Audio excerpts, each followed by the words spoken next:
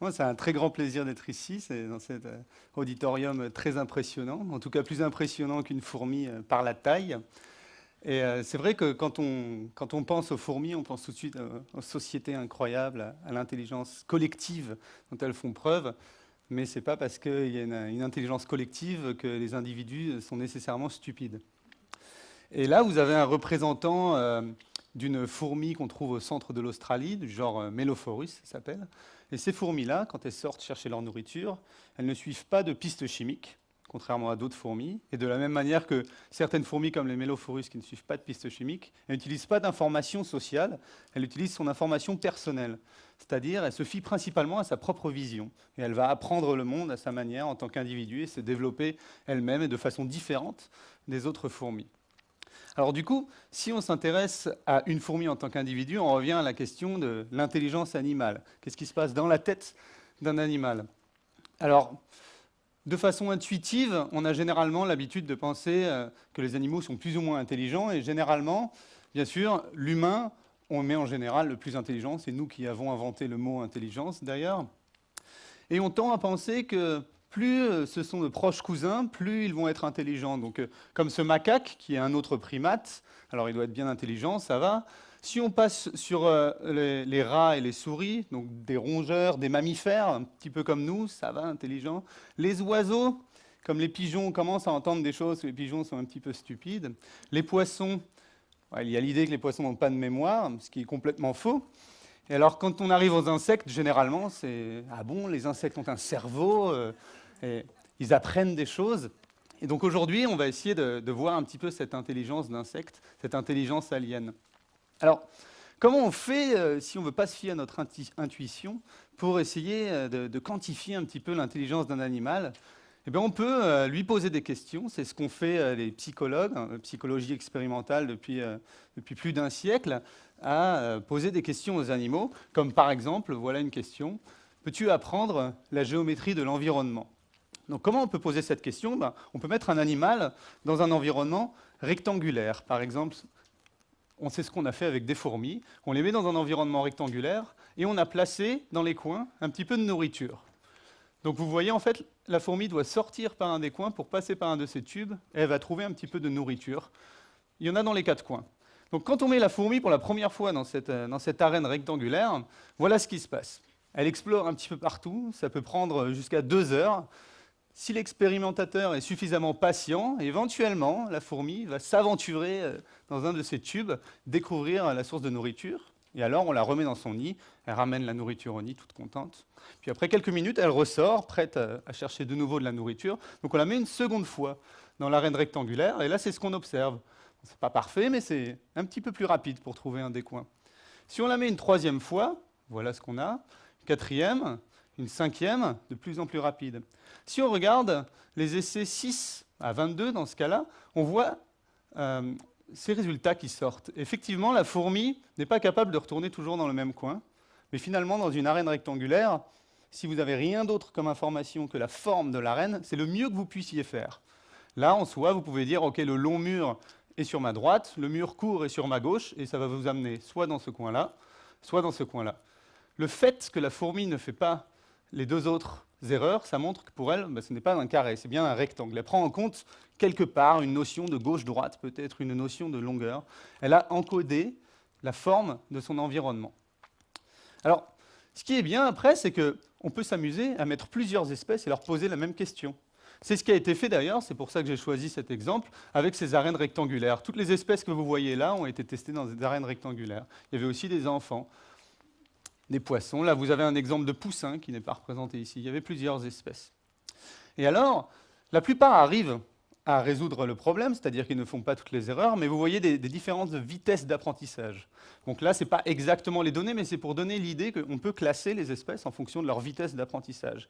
Et alors parfois, ça colle bien avec notre intuition. Là, vous voyez ici que c'est l'humain qui est en tête de ligne, et vous avez ensuite le primate, les autres mammifères, les oiseaux, le poisson, et puis les insectes tout en bas qui ont un peu eu de difficulté à apprendre cette tâche. Mais le problème avec cette approche, c'est qu'on peut faire un classement, c'est sûr, un petit peu comme on a fait avec le QI pour classer au sein des humains différentes intelligences, selon une seule dimension, un chiffre pour votre intelligence. Le problème apparent avec cette approche, c'est que si vous posez une autre question, donc là c'est une autre expérience qui a été faite, cette fois on demandait aux animaux de se souvenir quelle couleur était associée à du sucre et quelle couleur était associée à une punition. Et là, dans ce cas-là, étrangement, les humains étaient les perdants. Et les abeilles étaient celles qui apprenaient le plus vite et le mieux. Donc, il a été jugé que cette expérience ne doit pas être un bon critère pour juger l'intelligence, sinon les humains ne seraient pas arrivés en dernière étape. Je suis assez d'accord que cette expérience n'est pas un bon critère pour mesurer l'intelligence. Mais le fait que ce soit parce que les humains ne sont pas arrivés premiers, ce n'est pas une bonne excuse, on est d'accord. Ce que ça nous dit, c'est que différentes tâches, différents types d'intelligence qui y requièrent, et ça va dépendre des insectes. Ça va dépendre des espèces. Certaines espèces vont être fortes dans certaines tâches, et d'autres tâches vont convenir mieux à d'autres espèces. Donc au final, est-ce qu'il y a vraiment une intelligence, ou est-ce que ce n'est pas simplement dépendant de la tâche qu'on demande? Donc alors, il y a eu beaucoup de réflexions et beaucoup d'expériences menées sur différents aspects de la cognition. Par exemple, l'habilité au langage, est-ce que vous pouvez compter, la géométrie comme on a vu. Mais ça, il faut se souvenir que c'est des questions quand même qui viennent de notre réflexion. C'est nous qui avons pensé à poser cette question aux animaux. Je vais vous donner quelques exemples quand même avec les insectes de cette approche, parce que c'est tout de même intéressant. Par exemple, vous pouvez apprendre à une abeille à distinguer Monet de Picasso. Alors l'abeille rentre et elle est exposée à deux tableaux. Vous voyez, un tableau sera systématiquement un tableau de Monet et l'autre de Picasso. Bon, alors, lequel est à gauche et à droite, ça change à chaque fois. Elle ne peut pas se fier sur la gauche et la droite. Vous l'entraînez, par exemple, avec 4 paires, comme ça. Chaque fois, sur Picasso, il y a du sucre, et sur Monet, il y a de la quinine. Elle n'aime pas la quinine. Si vous faites ça, et ensuite vous lui présentez une nouvelle paire qu'elle n'a jamais vue, après l'entraînement, vous allez voir qu'elles sont capables de sélectionner le peintre associé au sucre. Alors, est-ce que ça veut dire que les abeilles ont une sensibilité à l'art? Probablement pas. Ça ne nous dit pas non plus comment elles ont fait pour résoudre la tâche. Ça nous dit clairement qu'il y a des différences entre ces deux peintres que les abeilles sont capables de détecter et d'extraire cette information pour faire le bon choix. Un autre exemple, on a demandé si les bourdons étaient capables de jouer au golf, plus ou moins. Dans ce cas-là, je vais vous montrer un petit film. Donc, le bourdon doit amener la balle dans le trou, et s'il fait ça, il obtient une récompense sucrée. Et c'est seulement s'il arrive à faire ça. Et au bout d'un moment, vous voyez ce bourdon super entraîné qui arrive à faire cette tâche. Donc les insectes, avec ces expériences, on voit, sont clairement capables d'apprendre des choses un petit peu abstraites. On ne pensait pas forcément qu'un insecte était capable d'apprendre. Par contre, il faut énormément d'entraînement pour arriver à ça. Ça nous dit que les insectes ont un cerveau suffisamment flexible pour plus ou moins répondre à n'importe quelle tâche, dans la mesure où son système sensoriel est capable de faire la différence entre ce qui est bien et ce qui n'est pas bien pour la tâche. Mais au final, avec ces questions, on se pose plutôt la question de l'intelligence humaine chez les insectes, et pas vraiment quelle est l'intelligence des insectes. On ne sait pas à quoi ça sert de faire ça, on ne sait pas comment ça marche non plus. Donc une autre approche radicalement différente, qui a été plutôt celle de l'éthologie au cours du dernier siècle, c'est d'aller voir ce que fait l'animal dans son milieu naturel spontanément, quelle est sa tâche à lui. Donc, pour ce qui est de la navigation des fourmis, si vous allez dans ces lacs salés que vous trouvez au Sahara, donc vous voyez, bon, c'est un environnement assez plat, il n'y a pas beaucoup d'informations visuelles pour naviguer. Disons qu'en tant qu'humain, ça va être difficile de retrouver une toute petite entrée comme ça, comme vous voyez le nid de ces cataglyphis qu'il y a parfois dans ces lacs salés. Si vous restez suffisamment longtemps, vous allez voir un individu sortir seul à la recherche de nourriture. Ces individus n'utilisent pas de pistes chimiques non plus. Eux, leur stratégie, c'est de récupérer des petits insectes grillés ou morts. Ils sont excellents pour les trouver. Donc là, vous avez par exemple une succulente mouche morte que cette cataglyphis a trouvée. Et ce qui est impressionnant, c'est qu'une fois qu'elle a trouvé sa récompense, elle l'attrape dans ses mandibules et elle est capable de rentrer en ligne droite et de retrouver son nid, qui est complètement camouflé à la surface du sol. Alors comment elles font ça? Ça a intrigué, d'une manière générale, les entomologistes. Pendant assez longtemps, vous avez les souvenirs entomologiques de Jean-Henri Fabre, une petite citation. Il retrouve une porte que rien n'indique, comme s'il y avait chez lui une sorte d'intuition des lieux, faculté indéfinissable, car l'inconnu ne peut avoir de nom. Il était très poétique. Maintenant, on a un nom pour cette stratégie, mais comment ils ont découvert un petit peu comment ça marchait? Alors, c'était un des éthologues du tout début du siècle qui a commencé à faire une expérience très intelligente. Il a simplement pris une fourmi sur le chemin du retour, il l'a capturée, il l'a déplacée de 10 mètres sur le côté et il l'a relâchée. Et c'est ça qu'il a observé. La fourmi cherchait son nid 10 mètres à côté, comme si elle n'avait pas pris en compte le déplacement passif fait par l'expérimenteur. Et une fois arrivée ici, elle s'est mise à chercher son nid à cet endroit de façon très précise. Donc là, on peut se dire, oui, ça paraît un petit peu stupide, mais au final, un peu comme dans le rectangle, il n'y a pas forcément d'informations qui permettent de faire mieux que cette fourmi. Il n'y a aucun repère terrestre qui vous permette de dire que vous vous êtes fait déplacer, par exemple. Alors, comment elles font? Donc ça, cette expérience montre quelque chose d'assez incroyable, c'est que la fourmi a utilisé des repères centrés sur elle-même plutôt que sur l'environnement, quelque chose d'interne. C'est ce qu'ils ont appelé, du coup, l'intégration du trajet. Comment c'est possible, en théorie, de faire ça? C'est si, à chaque fois que vous vous déplacez, vous gardez en mémoire combien de distance vous avez fait pour chaque direction de votre déplacement, tout au long de ce déplacement, combien de distance j'ai fait dans chaque direction. Et si vous intégrez tout ça, vous pouvez déduire une sorte de vecteur qui fait donc mon nid doit être par là. En fait, nous les humains, on peut faire l'intégration du trajet. Par exemple, imaginez, fermez les yeux et vous faites 10 mètres tout droit, vous tournez de 90 degrés, vous faites 10 mètres dans cette direction, et maintenant on vous dit retournez à votre point de départ. Vous allez être capable, en gros, d'estimer votre point de départ et d'y retourner à peu près. Le problème, c'est qu'on n'est pas très précis, et plus le trajet aller est long, plus on accumule des erreurs. Et à la fin, ça devient n'importe quoi. Or, ces fourmis sont très précises. Alors, pour faire l'intégration du trajet, il faut un compas, savoir dans quelle direction on va. Et ce même entomologiste a fait l'expérience qui a démontré qu'ils utilisaient des repères dans le ciel qui leur permettaient sans arrêt une sorte de compas interne, de savoir dans quelle direction elles allaient. Comment il a fait ça? Il a simplement placé un miroir pour refléter le soleil, de façon à ce que pour la fourmi qui rentre chez elle, le soleil, à un moment donné, hop, il passe de l'autre côté dans le ciel. Et vous voyez, au moment où la fourmi voit le soleil qui se déplace, elle se met à se déplacer sur le côté aussi. Alors, il a dit, elles utilisent clairement le soleil comme indice. Mais, en théorie, si vous avez fait le soleil dans la direction opposée, vous vous attendriez à ce que la fourmi fasse un demi-tour parfait. Or, elle a fait qu'une sorte de déviation de quelques degrés. Et donc, il avait déduit à cette époque qu'il devait y avoir d'autres indices qui lui étaient inconnus, que la fourmi utilisait comme compas. Ils avaient pensé pendant longtemps au magnétisme, qui a été réfuté. Et l'année dernière, ça a été démontré aussi, elles utilisent le magnétisme, ces fourmis-là, ces Cataglyphis du Sahara. Mais elles utilisent aussi quelque chose d'autre qui a été découvert dans les années 70, c'est la polarisation que vous avez dans le ciel. En fait, ça n'est pas accessible à nous, c'est quelque chose qui nous est invisible quand on regarde le ciel, c'est bleu. Mais à travers le filtre sensoriel des yeux d'un insecte, en fait, il y a une sorte de panel de couleurs qui dénote cette polarisation que vous avez dans du ciel bleu, qui dépend bien sûr de la position du soleil. Mais il suffit à ces insectes d'un seul petit carré de ciel bleu et ils savent dans quelle direction ils sont en train d'aller. Donc je ne vais pas rentrer dans les détails, mais juste pour vous dire que leur œil à la surface, donc ça ce n'est pas une fourmi, c'est une sorte de guêpe, mais on le voit bien sur celle-là, parce que les abeilles utilisent la polarisation ainsi que les guêpes. Vous voyez cette partie de l'œil qui pointe vers le ciel à une couleur différente. Ça, il s'agit des facettes de son œil qui sont spécialisées pour détecter cette polarisation et qui lui donnent constamment une idée de quelle direction elle va, et de façon très précise. Après, il faut aussi monitorer sa distance. Il faut être capable de savoir combien de distance j'ai fait dans chaque direction, une sorte d'odomètre. Alors, pour tester quel était l'odomètre, ce qu'ont fait les expérimentateurs un petit peu plus tard, c'est qu'ils déplacent la fourmi une fois qu'elle a trouvé sa nourriture, elle veut rentrer au nid, ils regardent où elle cherche et ils comparent si la distance à laquelle elle cherche est la bonne à laquelle le nid allait se trouver. Et effectivement, elles sont très très précises. Il y a une expérimentation qui a démontré que comment elle faisait pour estimer cette distance dépendait en fait du nombre de pas que la fourmi fait. Pour ça, c'est une expérience ingénieuse que vous avez parfois en éthologie. Vous avez les fourmis avec leurs pattes normales. Donc si vous laissez leurs pattes normales, elles estiment la distance correctement. Mais ce qu'a fait l'expérimentateur, c'est qu'il a attrapé la fourmi ici et il lui a mis des petites échasses. Donc vous voyez ici une fourmi avec ses petites échasses. Et les fourmis avec les petites échasses font des pas un petit peu plus grands. Et du coup, qu'est-ce qui s'est passé avec ces fourmis-là? Elles ont estimé la distance était un petit peu trop loin. Elles ont passé la distance exacte et elles ont continué.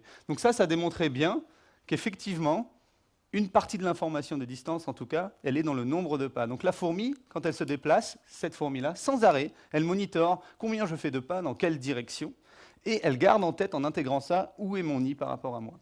De la même manière que nous, on pourrait le faire, comme je vous ai expliqué tout à l'heure, mais je vous laisse prendre en compte un petit peu les dimensions et la précision de ces fourmis. Regardez l'échelle, 10 mètres, cette fourmi a marché sur plus de 500 mètres.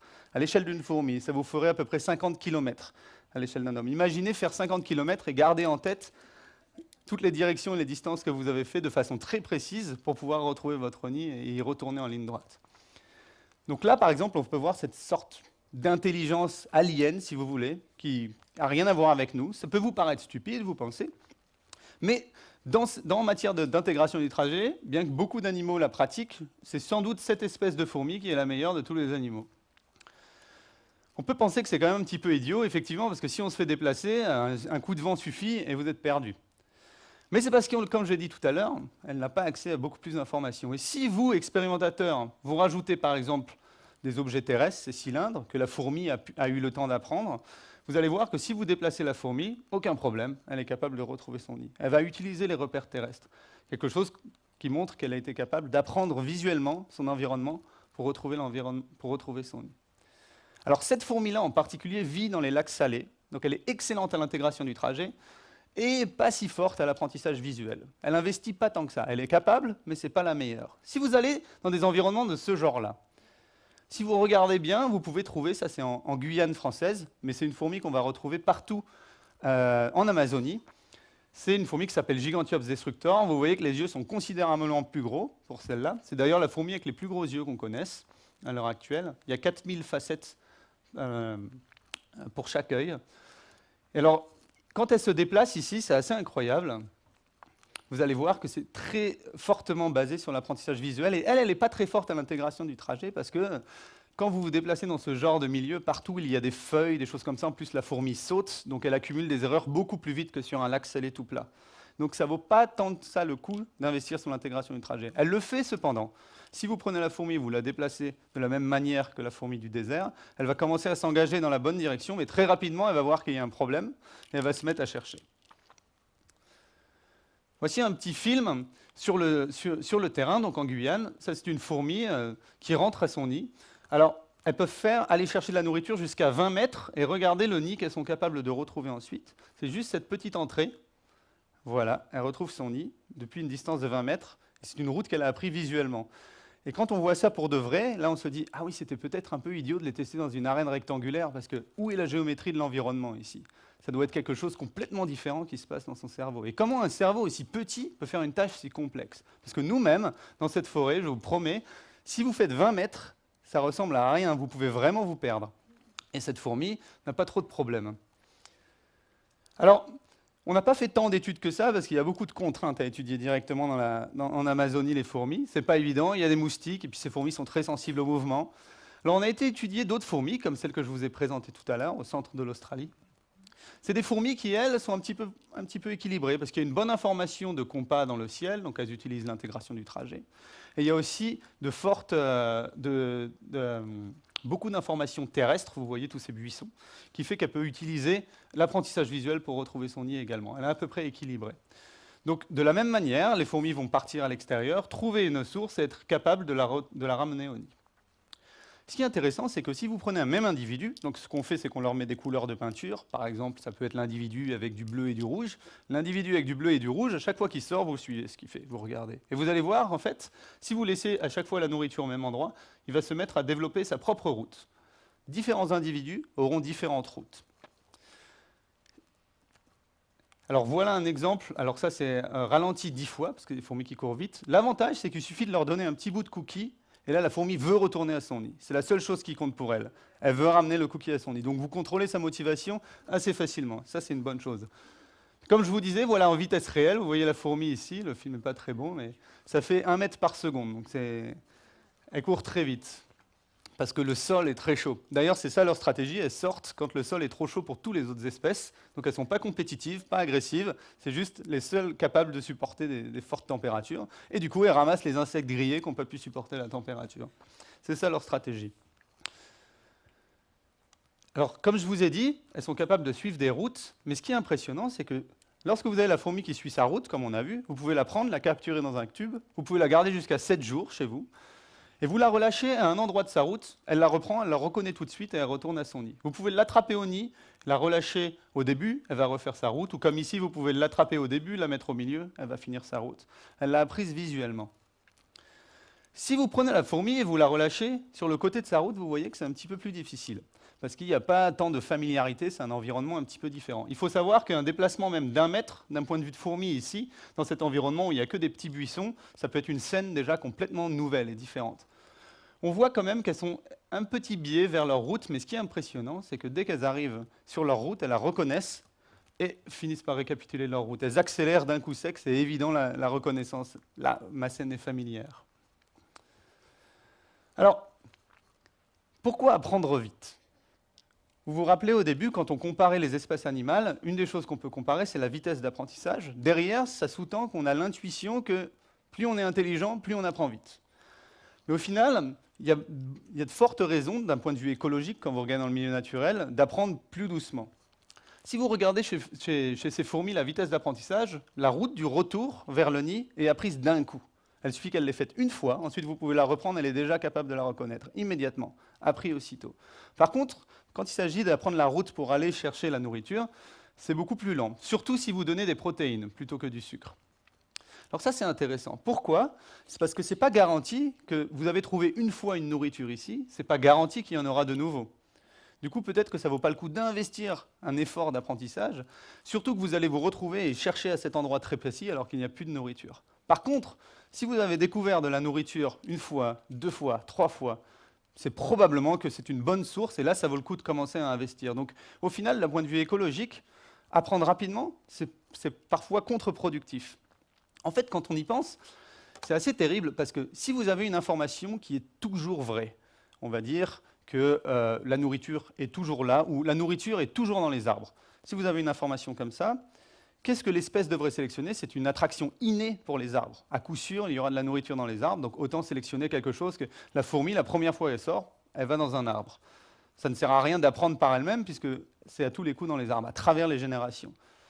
Par contre, si c'est une information qui change très rapidement, c'est-à-dire que c'est jamais la même, là, ça ne vaut pas le coup d'apprendre trop vite non plus, parce qu'au sein de votre vie, ça peut changer. Et donc, il va falloir faire plusieurs essais avant d'être sûr que ça vaut le coup ici. Donc, quand est-ce qu'il faut apprendre rapidement? C'est des cas assez rares.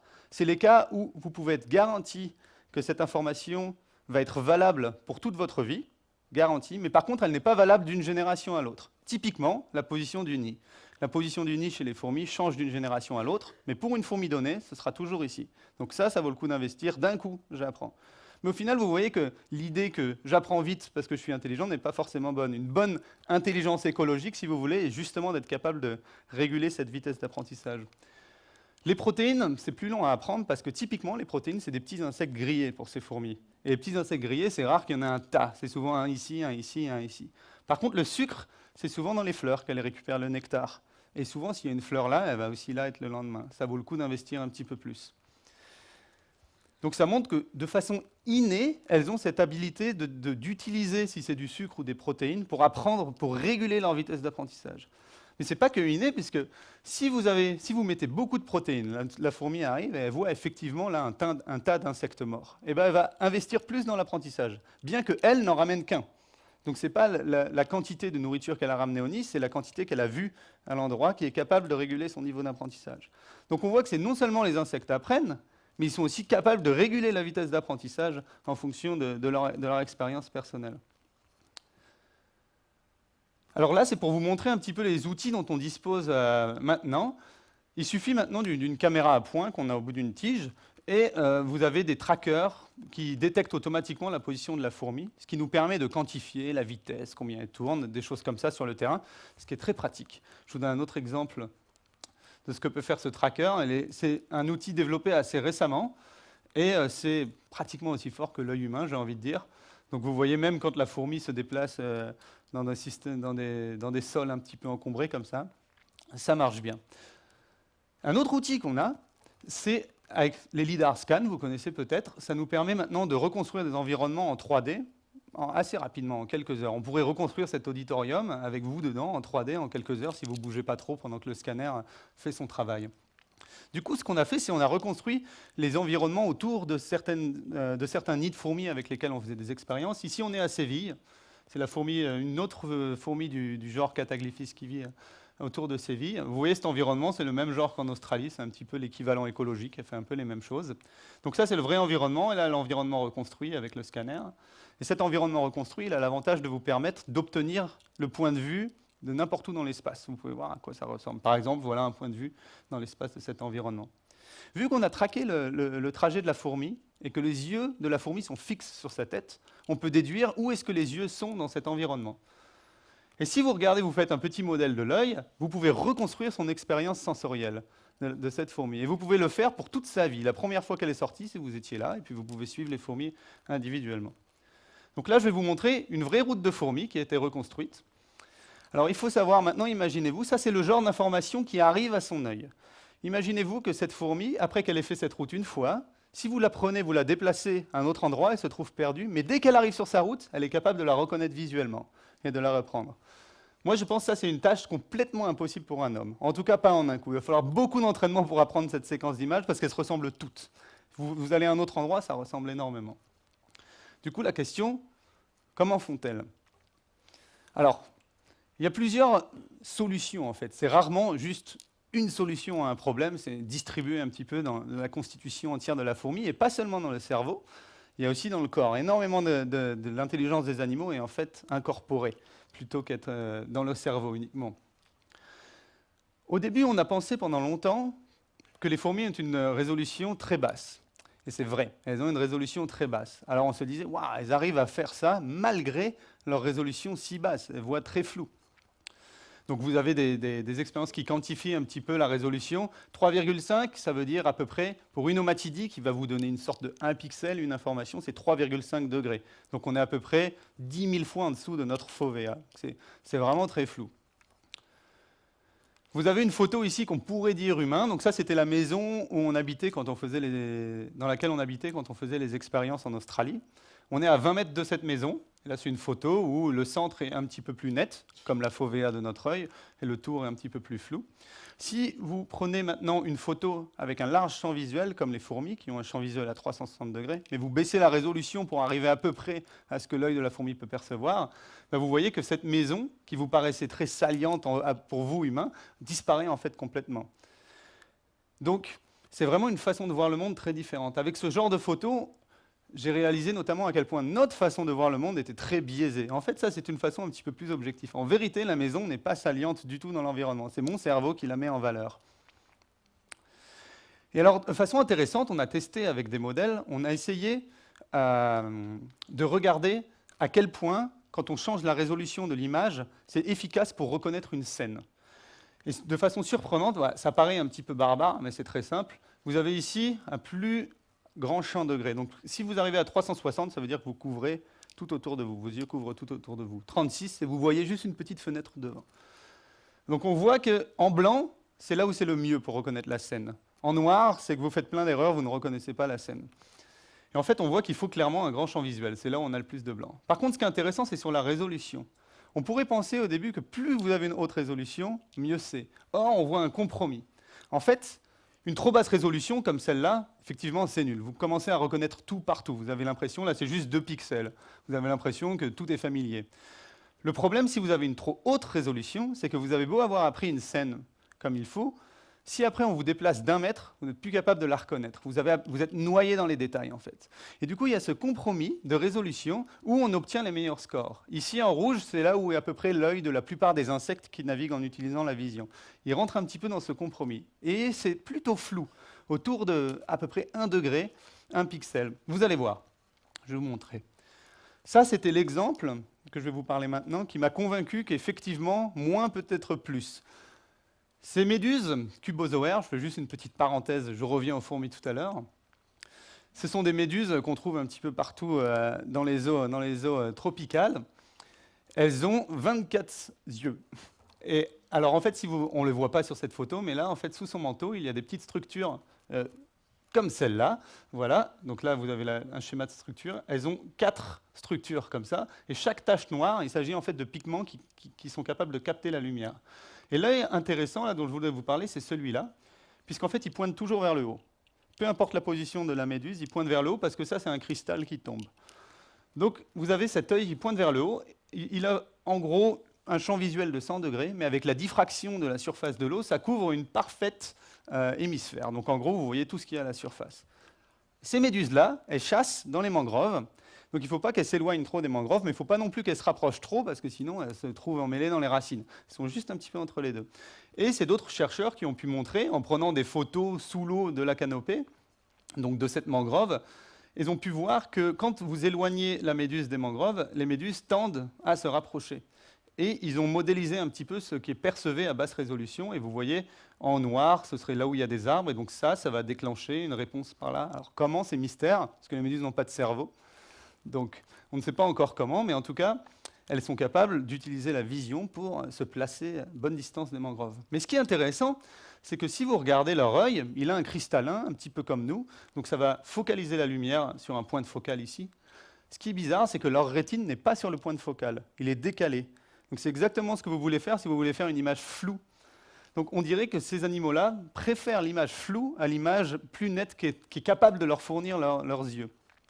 Et effectivement, je pense que ça revient au même, flou, ça vous permet de faire cette réponse plus facilement que si vous avez du détail comme ça. Enfin, l'œil de l'homme, c'est un petit peu la même chose en fait. On se croit avec cette grande résolution, comme je vous ai dit, la fovea a une résolution très précise, mais la fovea, ça couvre un tout petit angle. Si vous mettez votre bras vers l'avant, la fovea, ça correspond à peu près à la taille de l'ongle de votre pouce. Et en fait, autour, si vous commencez à vous éloigner du centre de l'œil, vous voyez que la résolution descend très très vite. En fait, la grande majorité de notre œil donne une image très très floue. C'est juste au centre et notre cerveau reconstruit l'image et donne l'illusion que tout est net. Si vous regardez, il y a des régions du cerveau humain qui reçoivent des informations principalement de la fovea. Et pour les patients qui ont une lésion dans cette région du cerveau, qui reçoit l'information de la fovea, dans une de ces régions, ils commencent à avoir des problèmes pour reconnaître les objets. Ça va être très difficile pour eux de dire que ça, c'est une bouteille. Ils ne vont plus avoir l'information. Il y a aussi des gens qui, vous savez, ont une dégénérescence de la fovea, c'est-à-dire que littéralement, ils voient un point noir au centre de leur champ visuel, ce qui est très désagréable. Donc ils doivent tout le temps regarder de côté. Eux aussi commencent à avoir des problèmes à reconnaître les objets. Par contre, ils ne se perdent pas. Jamais il y a été de rapport que ces gens-là se perdent. Ils sont tout à fait capables de naviguer en ville, en forêt. Vous avez d'autres régions de notre cerveau qui reçoivent des informations de la rétine périphérique, et du coup à basse résolution. Et ces régions-là sont nécessaires pour reconnaître les scènes, pas les objets, mais la scène dans son ensemble. Et les gens qui ont des lésions dans ces zones-là, effectivement, il y a eu des rapports. En ville, il n'y a pas de problème. Ils peuvent encore utiliser la reconnaissance d'objets. Oui, le cinéma à droite, ensuite c'est la rue Mauge, je tourne à gauche, pas de problème. Par contre, si vous les mettez en forêt ou à des croisements de route, typiquement, ils ne sont pas capables de reconnaître la scène, et ça leur arrive régulièrement de se perdre. Donc peut-être que cette façon de naviguer qu'ont les fourmis en utilisant des scènes très floues n'est pas si étrangère que la nôtre. C'est clairement pas notre façon de naviguer consciente, mais si vous avez fait une route de façon répétée, est-ce que vous utilisez vraiment encore une reconnaissance d'objet? Probablement pas. Probablement, c'est un petit peu comme les fourmis à basse résolution. Donc pour en revenir aux fourmis, voici une route qu'une fourmi a apprise. Donc là, on va essayer de voir comment concrètement les fourmis font pour faire cette tâche. Donc ça, c'est ce que voit la fourmi quand elle est ici. C'est ce qu'elle a appris le long de sa route, on pourrait penser. Crucialement, elle a appris cette image parce qu'elle regardait dans cette direction. Maintenant, disons que la fourmi veut refaire sa route, et là, elle se trouve ici, et ça, c'est ce qu'elle voit en ce moment. Alors, ce qu'elle peut faire, elle ne sait pas où elle est, mais elle voit cette image parce qu'elle regarde dans cette direction. Or, ce qu'on voit, c'est que si vous faites une rotation sur vous-même, jusqu'au moment où vous avez le meilleur appariement entre votre mémoire et ce que vous voyez maintenant, vous, en fait, basé sur une scène à basse résolution, vous allez vous retrouver dans une direction parallèle à celle que vous avez apprise.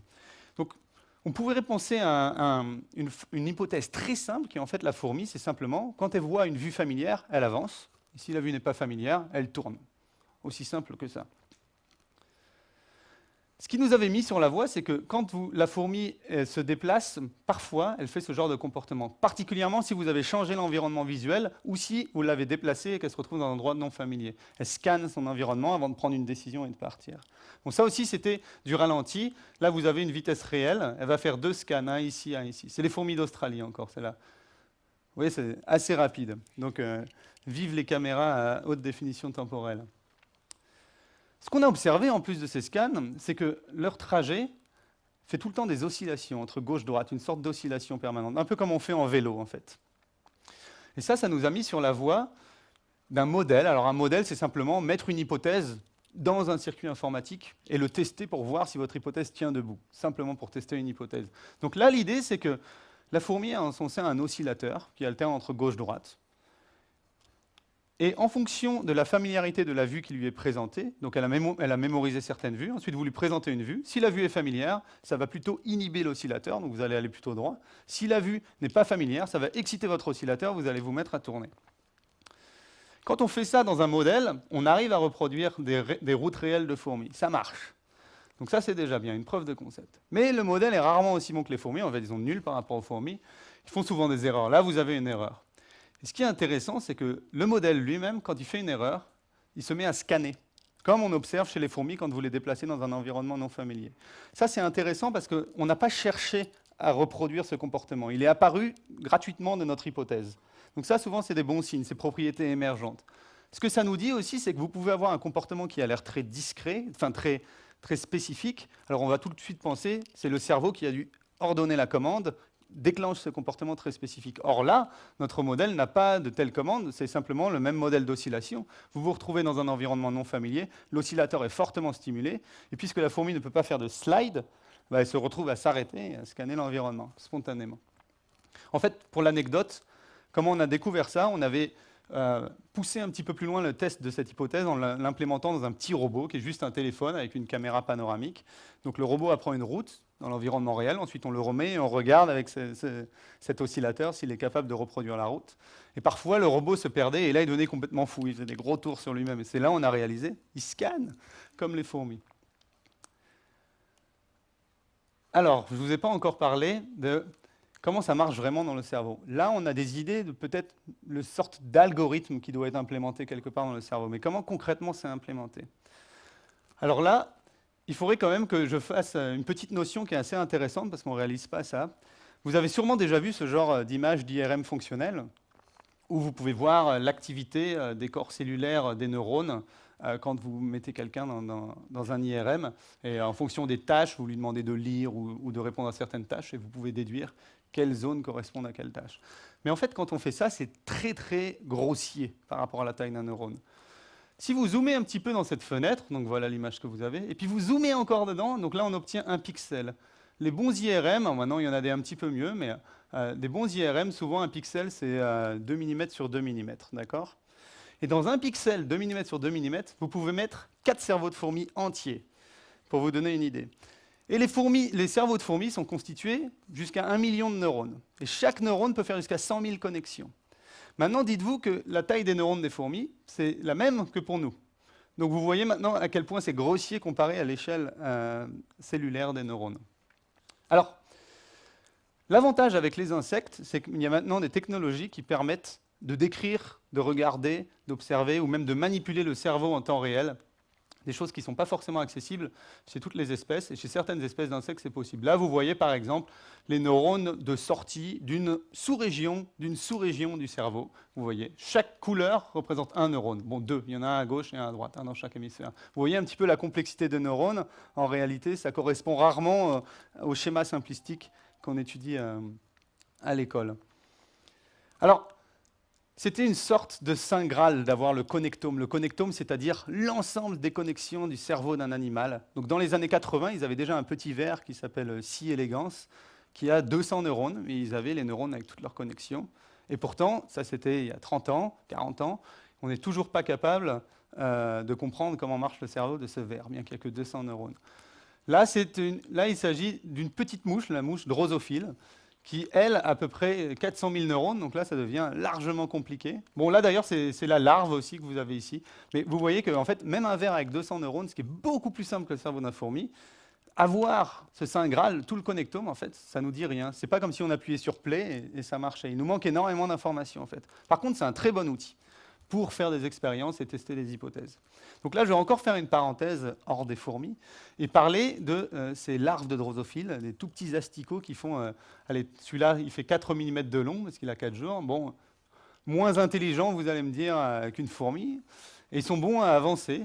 Mais l'avantage, c'est qu'on peut les traquer avec une très haute définition. Et aussi, ils ont du coup ces outils neurogénétiques. Là, vous avez un individu dans lequel ils ont fait exprimer du vert fluorescent dans tous les neurones. Donc vous pouvez voir ici les neurones sensoriels, et ici le cerveau et les neurones moteurs qui partent innerver. Donc vous voyez qu'il y a des outils qui peuvent être intéressants si vous voulez comprendre comment ça marche dans le cerveau d'un insecte. Alors ces larves, en fait, elles sont assez fortes pour un truc, c'est ce qui s'appelle la chémotaxie, c'est-à-dire qu'elles sont attirées par les odeurs. Si vous mettez une source d'odeur comme ici, et vous lâchez des petites larves là, vous allez voir que chaque larve va être attirée par la source d'odeur. Donc là, en couleur, vous avez une sorte de gradient de concentration d'odeur. Et les larves vont être capables d'escalader ce gradient en utilisant leur récepteur olfactif. Et elles sont capables d'apprendre aussi. Si vous associez une odeur avec du sucre, cette odeur va devenir de plus en plus attirante. Si vous associez une odeur avec du sel, cette odeur va devenir de moins en moins attirante et éventuellement va se mettre à être repoussante pour la larve. Du coup, c'est une bonne aubaine qu'on ait tous ces outils génétiques qui permettent de voir le cerveau et un comportement d'apprentissage assez humble, soit, mais tout de même, si on peut comprendre ça, c'est bien. Et on est loin de comprendre, je vais vous le dire. On a regardé le trajet d'une larve, on a zoomé un petit peu dessus et on a observé que le long de son trajet, vous voyez ici à chaque frame de la vidéo, vous avez en noir où était sa tête et en rouge, ça pointe vers le milieu du corps. Et vous voyez qu'elles font ces sortes d'oscillations. Là, en bleu, à travers le temps, vous avez la vitesse d'oscillation de son corps et vous voyez que ça alterne entre gauche-droite assez lentement, à peu près un cycle toutes les 5 secondes. Du coup, ça nous a rappelé quelque chose, ces oscillations, un petit peu comme les fourmis. Et donc, on s'est dit, on va faire le même modèle que pour les fourmis, sauf qu'on remplace l'entrée visuelle par une entrée olfactive. Et on va regarder. Et quand on fait ça, ça marche. Mais l'avantage avec les larves, c'est qu'on peut faire ça en s'inspirant du connectome pour utiliser que des neurones qu'il y a vraiment dans le cerveau de la larve. Donc là, ça paraît compliqué, c'est juste pour vous expliquer le concept. C'est un modèle en réseau de neurones qui est contraint. Tous les neurones qu'il y a là-dedans existent dans des neurones de larves. Vous avez l'odeur qui arrive et il y a un premier relais. Ensuite, l'odeur est envoyée dans un centre qui s'appelle les corps pédonculés, qui possède beaucoup de neurones et on sait qu'il est impliqué dans l'apprentissage. Je ne vais pas vous expliquer en détail ce que ça fait, mais l'idée est que ça permet de séparer le sorte d'entrée sensorielle que vous mettez. Donc, si vous mettez une odeur de rose, ça va avoir un pattern d'activation unique. Vous mettez une odeur de rose, mais un petit peu différente, ça va être un pattern d'activation complètement différent. C'est ça qui permet de séparer les odeurs, ce genre de circuiterie. Et ensuite, vous pouvez les classer. Oh, l'odeur de rose, elle a été associée avec un choc, c'est pas bien. Donc maintenant, vous changez ici la connexion entre les neurones. Et maintenant, l'odeur de rose qui a été associée au choc devient négative parce qu'elle passe par ce neurone. Vous pouvez avoir un autre neurone qui dit positif, ça a été associé au sucre. Ça peut passer par là. En gros, c'est un petit peu ça l'idée, juste pour vous présenter le genre de recherche qu'on fait. Mais ce qui nous a intéressés, nous, c'est que quand on regarde les insectes qui utilisent la vision pour naviguer, eux, ils n'envoient pas que des informations olfactives dans ce centre de l'apprentissage, ils envoient aussi des informations de leur gros lobe optique. Là, vous avez un cerveau, ça c'est l'œil, et vous avez 3 relais de traitement de l'information visuelle. Et si vous regardez, alors ils injectent des colorants pour les fourmis, parce qu'il n'y a pas de technique neurogénétique, et vous voyez que où projettent ces neurones, et ils projettent ici, c'est les corps pédonculés, cette zone de l'apprentissage. C'est les insectes qui utilisent la vue pour naviguer, dans lesquels vous verrez qu'ils envoient l'information visuelle dans les corps pédonculés. Donc, qu'est-ce qu'on a fait dans notre modèle? On a pris exactement le même modèle de larve, le modèle neural, sauf qu'au lieu d'envoyer que de l'information olfactive, on a aussi l'information visuelle, comme tout à l'heure. Même sorte de connectivité. Et là, pareil, chaque vue va être unique dans ce pattern d'activation. Et vous pourrez catégoriser ces vues. Par exemple, cette vue-là, cette vue-là et cette vue-là, je les associe avec rentrer à la maison. Cette vue-là, cette vue-là et cette vue-là, je les associe avec aller vers la nourriture, par exemple. Et maintenant, qu'est-ce que vous voulez faire? Si vous voulez rentrer à la maison, la vue va déclencher ce neurone, et ce neurone va déclencher l'oscillateur, et on revient au modèle du début. Bon, c'est juste pour vous donner un exemple. L'avantage de ces modèles en réseau de neurones, c'est que ici, vous avez les Kenyon cells, il y en a 100 000 chez les fourmis, même 200 000 chez les abeilles, par exemple. Vous voyez en live l'activité de ces cellules en fonction de la scène qui est perçue en entrée. Et c'est ça qui va être appris, si vous voulez. Donc, il faut savoir que d'après ce modèle, ce qui est intéressant, c'est que quand la fourmi fait sa route, d'après ce modèle, je dis bien, elle n'a aucune idée où elle est le long de sa route. Elle ne sait pas si elle est proche du nid ou pas. Elle sait juste quelle direction je veux aller. Autre chose qui est intéressante, c'est qu'elle n'est pas capable de reconstruire l'image. Si vous lui demanderiez de redessiner les vues, elle n'est pas capable. L'information est perdue. Elle peut juste vous dire si cette vue est familière ou non, quand vous lui montrez. C'est d'ailleurs quelque chose que nous avons aussi. C'est la différence entre une reconnaissance et la familiarité. Quelque chose de familier, vous savez si c'est familier, ce n'est pas pour ça que vous seriez capable de le dessiner. Ça vous a semblé familier. C'est peut-être quelque chose comme ça qui se passe chez les fourmis. Ce qui est intéressant, c'est qu'on a 2 comportements clairement différents. Vous avez cette chémotaxie, vous voyez, qui est juste se diriger vers une source d'odeur. Alors ça, pendant longtemps, ça a été catégorisé, c'est très primitif, c'est juste grimper un gradient de stimulus. Alors que le suivi de route chez les fourmis, c'était considéré, bon ça c'est une vraie tâche de navigation, parce qu'il faut apprendre beaucoup de choses. Or, ces 2 comportements qui sont clairement différents, vous voyez qu'ils arrivent avec exactement le même modèle. La seule différence, c'est que dans ce modèle-là, c'est la vue qui est envoyée dans le centre cérébral, alors que là, c'est l'olfaction. Alors pourquoi ça fait un comportement différent? Enfin, ce que ça veut dire ici, c'est que le cerveau, au final, il n'est peut-être pas fait pour une tâche spécifique, mais il a peut-être évolué justement pour être capable de changer de tâche facilement dans la manière dont il est fait. Et là, on peut se dire, il suffit de changer juste, si vous voulez, le câblage. Au lieu de la vision, vous mettez de l'olfaction, et vous avez un comportement complètement nouveau qui, paf, peut sortir le long de l'évolution.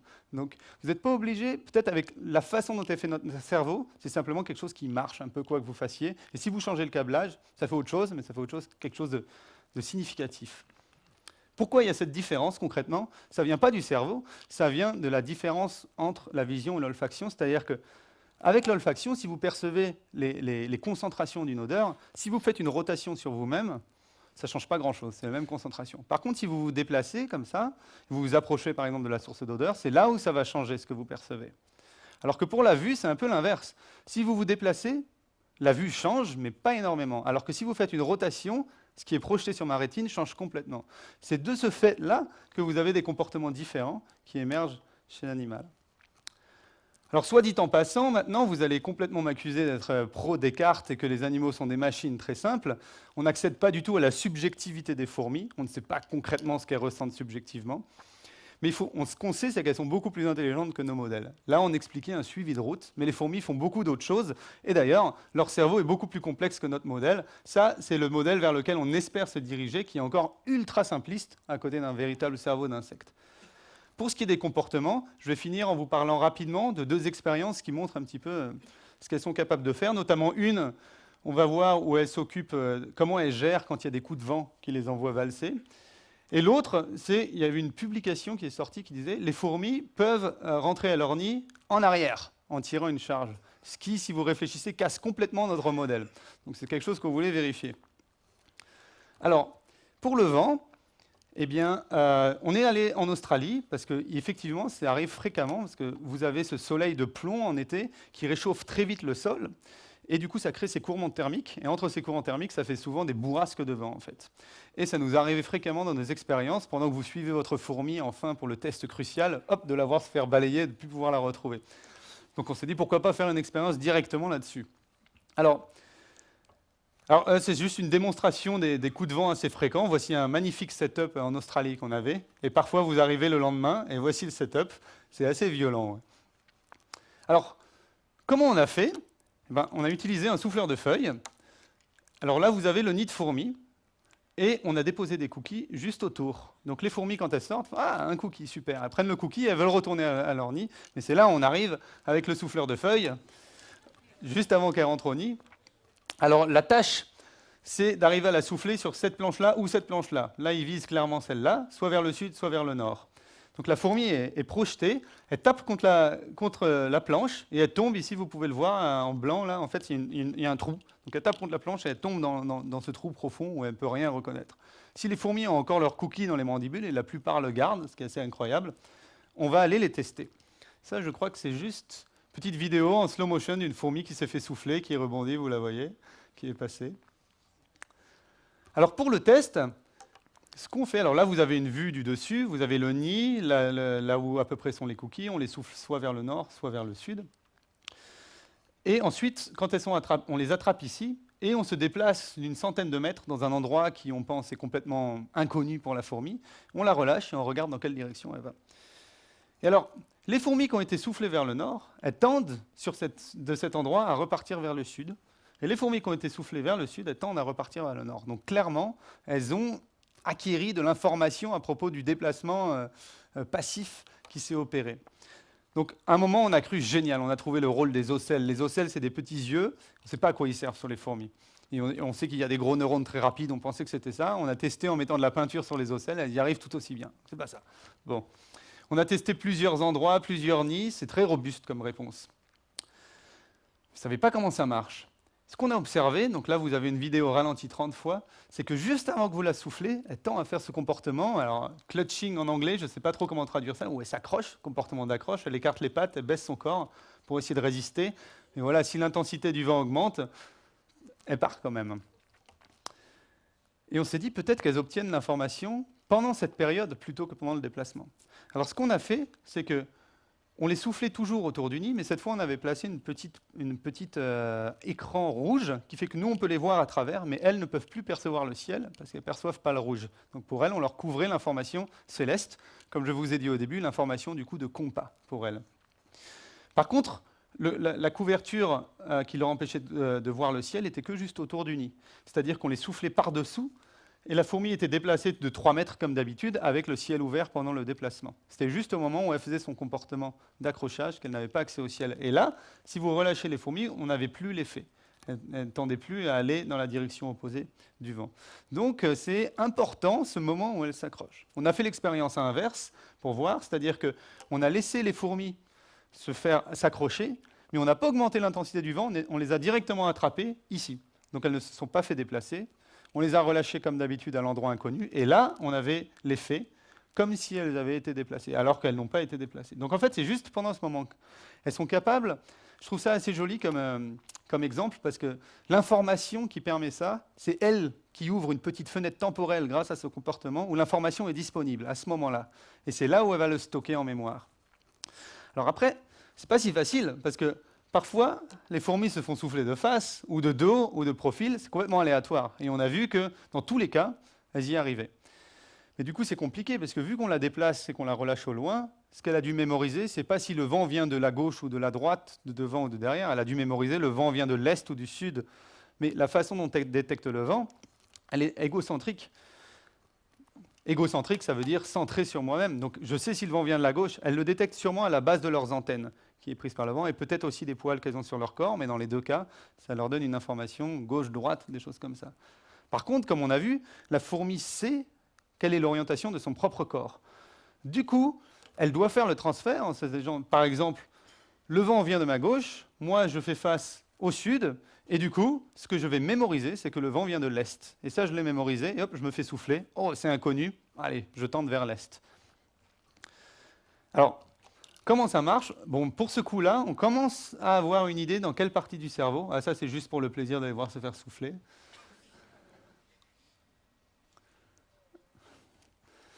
Elles gardent leur cookie dans la bouche, ce qui est bon signe en général. Une autre partie du cerveau, juste pour vous expliquer rapidement, ce qui s'appelle le complexe central, en plein centre de leur cerveau. C'est c'est la seule structure qui n'est pas dédoublée à gauche et à droite, elle est seule et au centre. Elle est conservée chez tous les arthropodes, donc vous avez ça aussi chez les crabes par exemple, et puis tous les insectes, bien sûr. Là, vous avez un complexe central zoomé, donc ça c'est quelques neurones, il y en a beaucoup plus, mais ce qui est rigolo, c'est que si vous regardez la connectivité, qui est donc chez plein d'espèces animales, chez tous ces arthropodes, elle est vraiment conservée à travers les espèces, et il y a une forme comme cristalline des neurones en colonne. Et en fait, si vous regardez la connectivité des neurones, ça représente des cercles. Dans certaines espèces, c'est concrètement un cercle comme un donut. Et en fait, on a une idée, on sait que l'information de compas, la position du Soleil, l'information de polarisation, va dans cette zone-là. Et c'est probablement une des bases neurales de la représentation des directions. Je vous montre une étude qui a été faite chez la drosophile, que je trouve assez intéressante. La drosophile, c'est cette petite mouche qui a un outil génétique. Vous pouvez utiliser la génétique pour faire que certains neurones, par exemple, s'allument quand ils déchargent. Et avec un microscope, ils sont capables de regarder du coup l'activité de la population ciblée. Là, ils ont ciblé une des populations du central complexe qui ressemble à un donut, comme je vous l'ai dit. Et cette mouche, elle est donc sous un microscope, mais elle peut se déplacer parce qu'elle est sur une boule à coussin d'air. Et en fait, ce qu'ils ont vu, c'est que quand elle fait des rotations, quand elle se tourne comme ça, vous voyez l'activité neurale ici, dans cette forme de donut, qui suit exactement la rotation.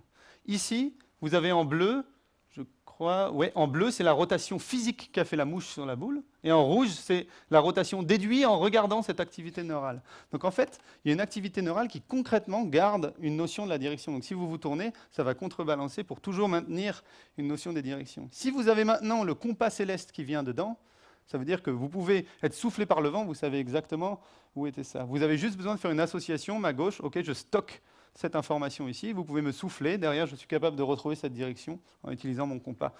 Ça reste des suppositions, on n'a pas de modèle si précis. Dernière expérience, comment font les fourmis pour retrouver leur nid en marche arrière? Puisque, comme je vous ai dit, pour qu'elles reconnaissent la vue, qu'elle soit familière, il faut qu'elle aligne son corps. Donc là, clairement, en marche arrière, son corps n'est pas aligné, donc ça nous posait problème. Donc on a fait une expérience où les fourmis apprenaient à suivre une route, et le long de sa route, à un moment, il y avait un virage. un virage à 90 degrés. Et donc les fourmis sont habituées à tourner comme ça. On a relâché deux types de fourmis. Soit on leur a donné un gros cookie, mais elles arrivaient quand même à le lever. Soit on leur a donné un énorme cookie, et là, elles étaient obligées de le tirer en arrière. Et on a regardé si elles étaient capables de prendre le virage. Alors, je crois qu'il y a une petite vidéo. Voilà une fourmi avec un gros cookie, donc elle galère bien.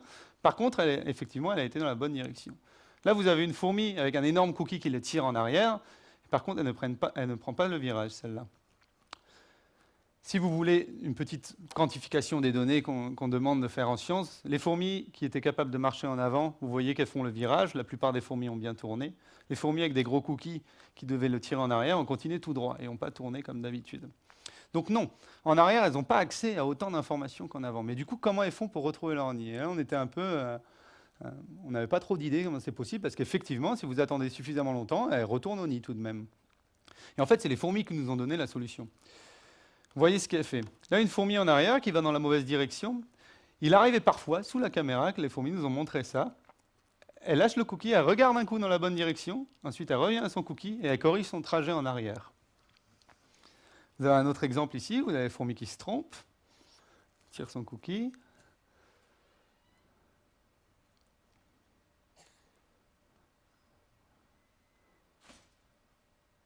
Elle jette un petit coup d'œil, pas beaucoup, ça suffit. Et ensuite, elle corrige sa direction. Alors, au final, ça, c'est quand même assez impressionnant, parce que là, c'est encore une quantification. Vous avez, plus c'est haut, plus vous avez fait une erreur de direction. Donc ça, c'est quand les fourmis tirent leur cookie avant d'avoir jeté un petit coup d'œil. Vous voyez qu'il y a beaucoup d'erreurs. Vous avez maintenant les fourmis qui tirent leur cookie après avoir jeté le petit coup d'œil, et c'est dans la bonne direction. Ce qui est intéressant, c'est que pendant qu'elle jette un coup d'œil, on a regardé dans quelle direction tu regardes quand tu es le plus loin de ton cookie. On a essayé de faire ça. Et là, ça colle. En fait, elles s'alignent bien avec la direction familière qu'elles ont eue pendant leur entraînement. Donc, il semblerait bien qu'elles doivent s'aligner pour reconnaître un petit peu la vue.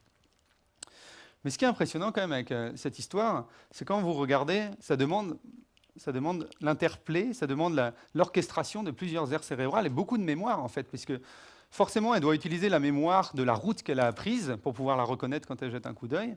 Mais elle doit aussi garder en mémoire maintenant cette direction et être capable de suivre cette direction en arrière. Et il faut aussi qu'elle se souvienne qu'elle a laissé le cookie derrière. Donc vous voyez, ça fait beaucoup d'interplay. On est loin d'être capable de modéliser ou de comprendre dans le cerveau d'où viennent ces mémoires, comment elles sont encodées, quoi. Alors, on avait été un petit peu plus loin pour savoir, parce qu'en fait, quand vous marchez en arrière, c'est dur de garder une direction droite. Elles doivent utiliser quelque chose pour maintenir une direction à peu près droite. Donc, on a fait la vieille expérience du soleil. Vous allez voir là, le miroir, vous voyez, qui fait le soleil est arrivé, et la fourmi fait demi-tour. Alors, clairement, elles utilisent les repères célestes quand elles sont en arrière, pour maintenir leur direction. Là, vous avez, par exemple, le trajet des fourmis, en pointillé avant qu'on mette le miroir, et en noir après qu'on mette le miroir. Et vous voyez, là, on met le miroir, elle fait demi-tour, on enlève le miroir et repart dans sa direction.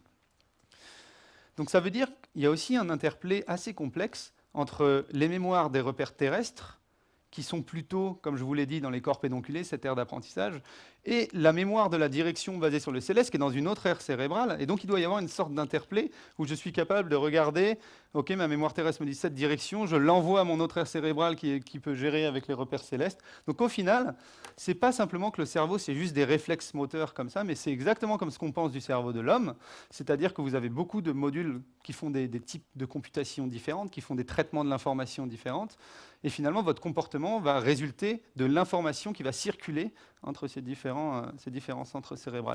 Peut-être la même manière, en fait, pour les insectes.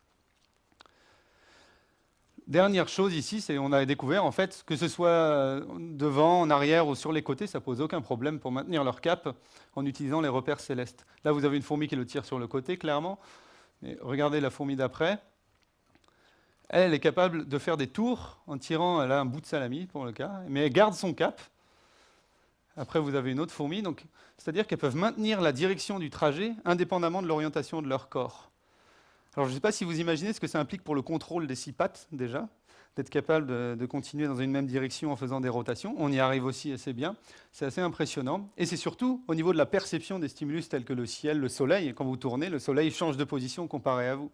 Donc vous voyez tout ce genre de computation, tout ce genre de traitement de l'information qui arrive en parallèle en fait, dans le cerveau d'une petite fourmi et qui lui permet d'être si forte à ces tâches-là. Voilà juste des exemples de trajets où la fourmi tire le cookie en arrière sur le côté, fait des tours. et voilà, qui implique clairement cette aire cérébrale qui est le complexe central. Ça, c'est juste pour vous montrer les projets qu'on fait en ce moment. On essaye de développer un système de réalité virtuelle pour fourmis. Donc, un petit peu comme les mouches, les fourmis, vous voyez, elles marchent sur des boules à coussins d'air. Donc, ces fourmis, elles sont énormes, 3 cm. Ça, c'est des fourmis d'Australie, des myrmécines et piquefort. On fait aussi avec les fourmis du désert. Et c'est des chercheurs en Australie qui ont réussi à trouver un système où la fourmi se sent à l'aise. Parce que pendant longtemps, des gens ont cherché, comme les mouches, à mettre les fourmis et les abeilles sur des boules à coussins d'air.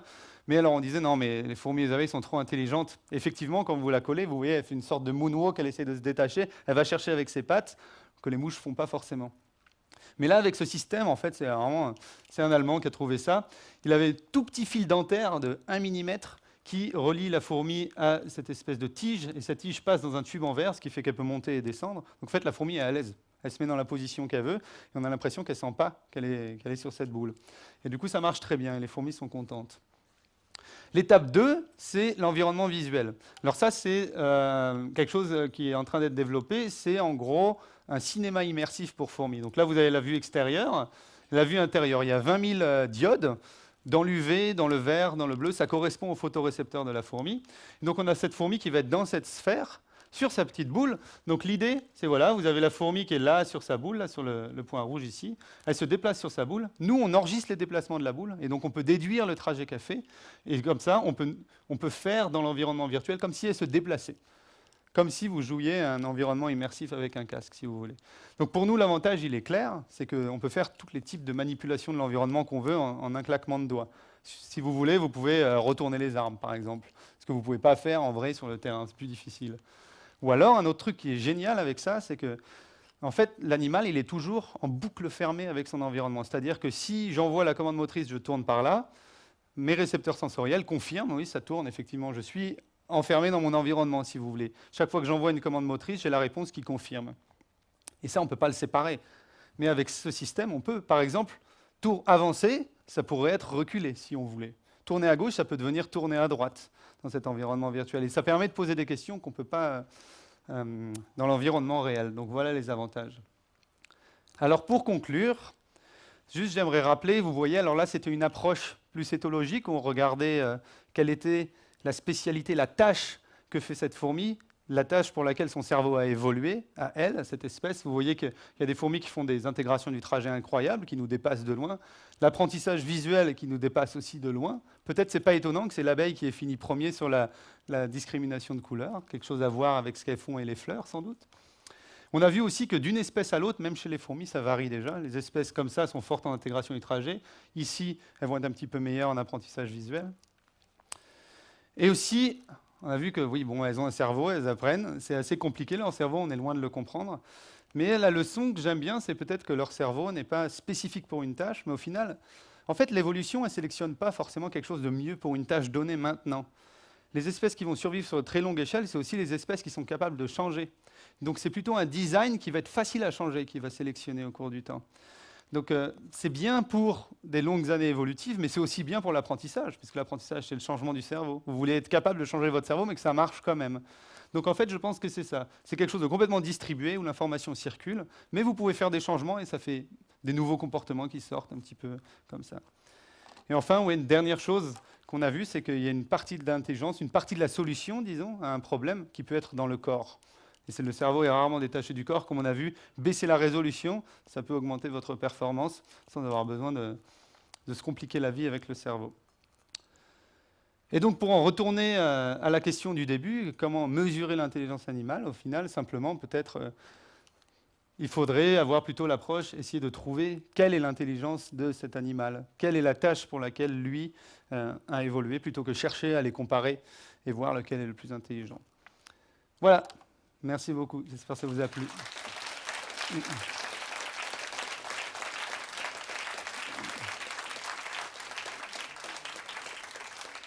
Merci beaucoup. C'était pour cette conférence très claire. Je vais faire circuler un micro si vous souhaitez poser des questions. Je vous demande donc de lever la main pour que je puisse vous les faire passer.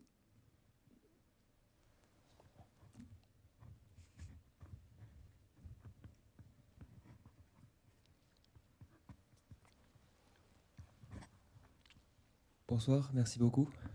J'ai une question concernant la navigation avec les astres. Est-ce que c'est similaire avec les bousiers? Ouais, très bonne question. Les bousiers, donc c'est ces espèces de coléoptères qui, vous savez, font cette boule de défécation d'autres animaux. Et eux, leur but, quand ils ont accumulé cette boule, c'est je dois partir de cet endroit le plus vite possible. Parce qu'il y a plein d'autres bousiers et ils se volent la boule entre eux. Donc quand j'ai fait ma boule, je trace. Et comme on a vu, ce n'est pas forcément évident de maintenir une ligne droite. Et si vous tracez un peu aléatoirement en faisant confiance à votre système moteur, vous pouvez faire une boucle et revenir à votre point de départ. Donc ils utilisent, c'est bien connu, des repères célestes pour maintenir une ligne droite. Il y a des espèces qui font ça la nuit, et là ils utilisent les astres. Alors ce n'est pas comme s'ils allaient se focaliser sur quelques étoiles, en fait c'est l'image du ciel, et c'est très similaire en fait à l'image du ciel pendant le jour. Par exemple, il y a une expérience qui a été faite, si vous prenez une espèce qui utilise. Typiquement, ça va être la Lune qu'ils vont utiliser. Mais ils ont montré que s'il n'y a pas de Lune, la Voie lactée suffit. Ça fait une image suffisamment claire que si vous faites une rotation, elle n'apparaît plus pareil sur votre rétine. Et du coup, l'insecte peut s'équilibrer et maintenir une distance assez droite. Donc pour le Soleil, exactement, c'est les mêmes neurones, en fait, entre les espèces, des neurones homologues qu'on appelle, qui va répondre à la Lune ou au Soleil. Et si vous mettez le bousier qui est nocturne et qui utilise la Lune pendant le jour, il utilise spontanément le Soleil et vice-versa. Ouais. Après, il peut y avoir des adaptations spécifiques de l'œil, mais c'est typiquement le complexe central, la même aire cérébrale, et ça marche d'une manière très similaire qu'utiliser un compas céleste pendant le jour. Ouais. Merci beaucoup.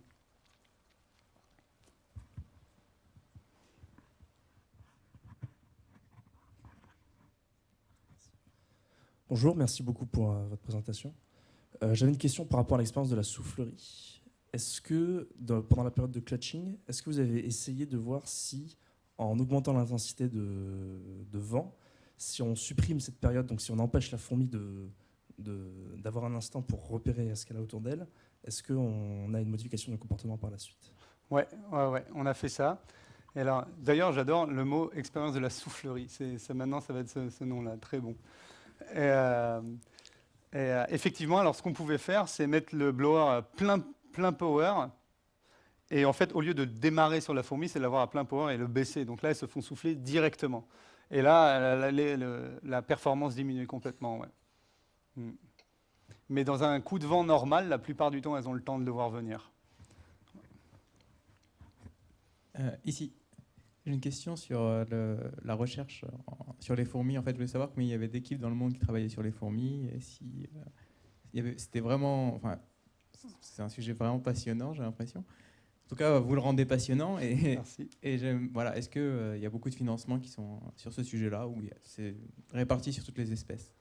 Ouais, alors, les fourmis, oui, c'est une grande famille de chercheurs, mais la grande majorité, effectivement, c'est des approches plus écologiques ou évolutives ou individuelles comme je fais, mais c'est principalement sociétal, des gens qui regardent les sociétés ou qui comparent les espèces, ce qui n'a rien à voir avec ce que je fais en fait. C'est un domaine complètement différent de ce que je fais, où moi, ça va plutôt passer d'un insecte à l'autre, voire parfois aller sur les humains.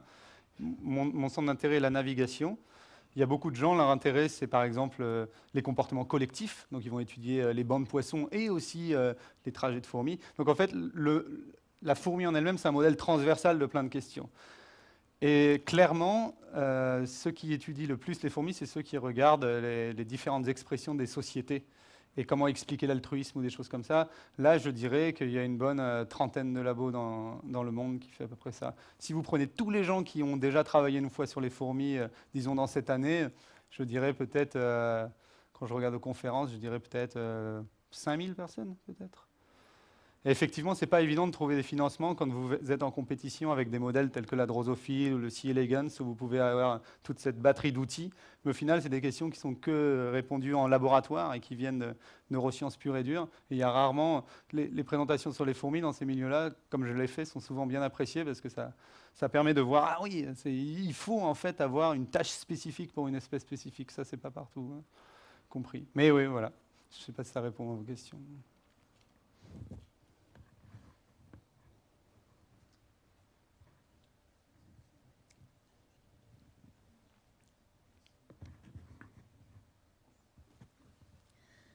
Bonsoir, merci pour votre présentation qui était très claire. J'avais d'ailleurs pas trop de questions vu que c'était super clair. Mais en fait, j'aimerais juste faire une remarque. Vous dites qu'en fait, pour vous, l'intelligence d'un animal, ce serait plus lié à ce qu'il est capable de faire dans sa tâche naturelle. Moi, je pense plutôt que si l'humain a été considéré comme étant plus intelligent, c'est qu'il est capable d'avoir une tâche qui n'est pas dans son environnement direct, mais qui peut faire vraiment plusieurs choses. Par exemple, aller sur la Lune, fabriquer des ordinateurs, ce que toutes les autres espèces, finalement, ne pourront jamais faire affront que leur tâche au naturel. Et donc, moi, je pense quand même qu'on est plus intelligent que tous les autres animaux. Donc ça, c'est une question qui demande 2 heures de réponse. Mais je vais en faire deux petites réponses liées. Alors, il ne faut pas confondre. Là, quand vous parlez d'aller sur la Lune, vous ne parlez pas de l'intelligence individuelle, vous parlez vraiment de l'intelligence sociétale, l'accumulation culturelle. Nous, ce qu'il faut, c'est l'apprentissage social qui peut permettre cette accumulation culturelle de connaissances.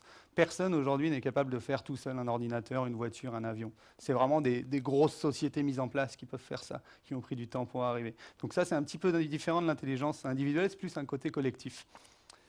Après, pour les tâches autres que le comportement naturel, c'est ce qui a été principalement étudié chez les insectes aussi, en fait. Vous avez vu, par exemple, la balle de golf avec les bourdons, où il y a plein d'insectes attachés, où on leur demande d'apprendre des choses complètement abstraites, et s'ils n'y apprennent pas, ils se prennent un coup de laser, et ensuite, ou on les récompense quand ils apprennent. Et là, ce qu'on voit, c'est qu'en fait, le cerveau, toutes ces connexions sont plastiques, c'est incroyablement puissant, et maintenant, la solution qu'un cerveau est capable d'apprendre une tâche abstraite, il est clair que l'insecte rentre dans cette catégorie. C'est-à-dire que vous pouvez apprendre à associer ou alors à faire, comme vous avez vu, à peu près n'importe quoi à partir du moment où il y a une récompense, une punition et quelque chose que l'insecte, que son système sensoriel peut percevoir. Par contre, plus vous êtes en dehors de la tâche naturelle, plus ça va demander des essais pour apprendre. Mais regardez le système scolaire chez les humains, rien qu'apprendre à compter, qui n'est pas chez toutes les cultures. Combien il faut marteler le crâne des enfants pour qu'ils apprennent à compter, à lire, tout ça. C'est des apprentissages très longs. Je pense que si l'espérance de vie des insectes était plus longue, vous pourriez commencer à apprendre des choses assez incroyables à certains individus. Le cerveau est incroyablement plastique. Je ne dis pas qu'ils ont un niveau de flexibilité comme les hommes, bien sûr que non, je ne défends pas ça. Mais au final, l'idée que le cerveau peut faire à peu près n'importe quelle association, maintenant je pense que l'insecte rentre dans cette catégorie. Ouais.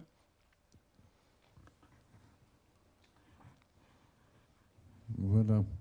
Bon, d'après ce que je viens de voir et ce que vous venez de dire, j'ai l'impression que ces fourmis réagissent à leur environnement automatiquement, comme si elles étaient programmées par la nature pour telle et telle. Voilà. Bon. Maintenant, si je compare ça avec le fonctionnement de l'intellect humain, nous, quand nous recevons des informations, nous devons les trier. À part les moments d'urgence, si on a un feu, on fout le camp, et puis bon. Mais si ça n'est pas un moment d'urgence, nous allons prendre du temps pour trier les informations que nous recevons de telle sorte à choisir l'information l'action qui nous paraît la meilleure. Bon, donc c'est là que je vois quand même une différence énorme entre l'humain et l'animal. Est-ce que c'est vos conclusions aussi ? Si la différence est trier l'information, je pense que même un petit modèle en réseau de neurones avec 100 neurones peut trier des informations, par exemple des photos, et dire s'il y a un chat ou pas, de façon très efficace. Donc trier de l'information n'est pas une tâche difficile, et je crois que j'ai envie de dire même tous les animaux équipés d'un cerveau, c'est la base, ils trient de l'information, ils filtrent pour répondre justement au bon stimulus et pas au mauvais. Et à travers leurs expériences, comme on a montré, ils vont commencer à répondre différemment.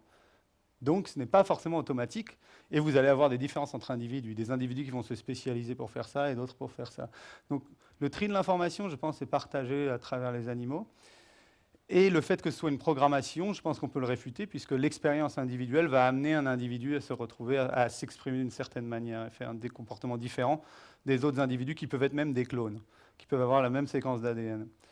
Vous avez des études intéressantes là-dessus, sur les mouches ou sur des fourmis. Il y a des espèces où au sein d'une colonie, elles sont toutes clones. Les mouches, ils s'assurent que ce soit des clones à la mutation près. Sur tout l'ADN, ils séquencent après. Ils les élèvent dans les tubes, le plus contrôlé qu'il est possible de faire. Et pourtant, ils retrouvent des différences ils appellent ça personnalité. Ils font plein de tests comportementaux et ils voient que certains individus mouches développent plutôt ce type de réponse et d'autres ce type de réponse. Donc c'est vraiment, malgré une programmation, on pourrait penser dans les gènes, malgré un environnement qui est un petit peu idéal, vous avez différentes possibilités de trajectoire individuelle aussi. Ouais. Donc je ne sais pas si c'est si programmé que ça au final.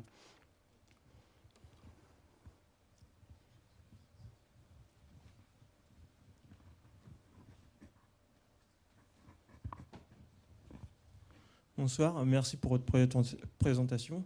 Et j'avais une question parce que j'avais lu un article sur les fourmis justement et dans les sociétés justement au niveau des fourmis, il y avait 10% qui faisaient pas leur tâche en fait. Et dans les sociétés humaines comme la France, bah, il y a 10% de chômage. Et c'était marrant comme parallèle. Je ne sais pas si vous avez vu ça ou quoi. Mais du coup, par rapport aux 10% qui ne faisaient pas leur tâche au niveau de la fourmilière, si on les enlevait, et ben la fourmilière, et ben, du coup, il y avait des problèmes après. Et après, ils restituaient les 10% et la fourmilière refonctionnait de manière fluide comme auparavant. Donc je voulais savoir si vous avez lu ça et qu'est-ce que vous en pensez en fait. Ouais. Bon, donc ça tombe typiquement dans quelque chose qui n'est pas du tout ma spécialité, parce que ça concerne la colonie. Mais je connais l'histoire et je peux un petit peu vous répondre. L'idée, qui n'est pas nouvelle du tout d'ailleurs, effectivement, il y a beaucoup d'individus dans une colonie de fourmis. Regarde, ils ne font rien. Mais en fait, ce pool de fourmis qui ne fait rien, ça permet une flexibilité énorme. Puisque quand les fourmis font des choses, comme on a dit avant, elles tendent à se spécialiser. Si vous sortez tout le temps chercher la nourriture, ça va être plus difficile pour vous de faire autre chose après. Vous êtes spécialisé maintenant. De retourner s'occuper des œufs, vous êtes moins efficace qu'une fourmi qui a passé son temps à s'occuper des œufs. Un pool de fourmis qui ne fait rien, s'il y a un coup besoin d'un recrutement, je ne sais pas, il y a eu une attaque, vous avez perdu la moitié de ceux qui allaient chercher à manger, aucun problème, vous pouvez dédier ce pool pour aller chercher ça. Si à l'inverse, vous avez besoin d'un coup, il y a plein d'œufs, de recruter certains, vous pouvez recruter ça sans enlever l'arrivée alimentaire. Donc en fait, ça donne une flexibilité énorme à la colonie. Elle n'est pas sous saturation, elle se garde une sorte de réserve, quoi. C'est comme quand vous faites du vélo, vous n'allez pas à fond. Je pense que c'est un peu la même chose, au cas où. Oui, exactement. Bon, après, les parallèles société de fourmis et société d'humains, il faut faire attention quand même. Chez nous, c'est pareil. S'il y a des chômeurs, c'est flexible. Ah ouais. Et s'il y a le plein emploi, alors là, c'est rigide. Ouais. Non, mais alors là, vraiment... Bon, alors l'intelligence, c'est de faire des comparaisons intelligentes. Ah oui, mais on peut faire des comparaisons intelligentes d'un individu à l'autre. Alors il faut prendre des individus voisins, de même espèce ou espèce voisine. Est-ce que vous avez fait ça, je veux dire? Par exemple, l'aptitude d'un individu est percevoir l'intelligence de l'autre et vice-versa. Donc comparer entre les individus d'une même espèce ou dans le cas des fourmis d'une même colonie, c'est ça? Oui, et puis même chez nous, même entre nous, je veux dire, on peut comparer l'intelligence de l'autre à la sienne et puis on voit qui comprend l'autre et qui va le manipuler. Ben oui. Donc vous parlez d'une intelligence spécifique qui est la capacité à manipuler quelqu'un d'autre, qui n'est pas forcément la même que faire des mathématiques ou faire des lacets. Ça peut être la même quand même. Alors, ça peut être la même quand même. Ça, c'est l'idée derrière qui est une intelligence générale. Non. Non. Ah non, je refuse l'idée d'intelligence générale. Non, non, quand même. Non, c'est Dieu l'intelligence générale. Alors, pour revenir... Moi, j'y crois pas. Ouais. Bon. Pour revenir aux fourmis, on peut les comparer entre individus, effectivement.